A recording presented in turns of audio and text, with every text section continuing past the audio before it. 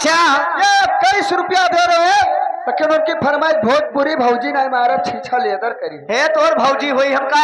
तोर भौजी यही अच्छे ये हुए हाँ अपन अच्छे तब और का। हेलो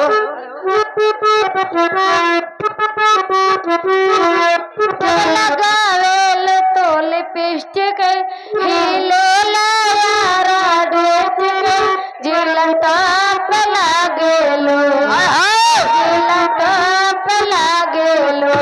कमरिया कमरिया कमरिया करे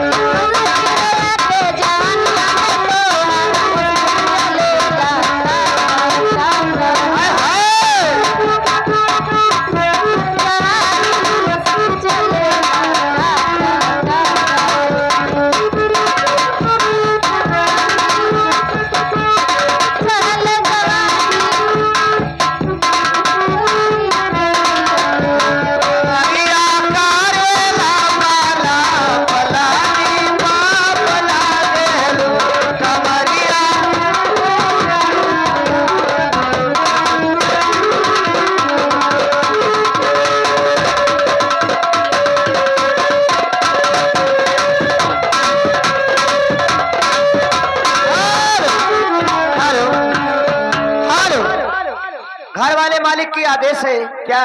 जो व्यक्ति खाना नहीं खाया है वो जाकर खाना खा ले, क्योंकि अभी भंडार चल रहा है। अच्छा या नातेदार हो या गांव घर के हो कोई, हाँ कोई भी हो, हाँ जाके खाना खा ले। हेलो अरे भाजी कती चाले लो भोरे के भेरा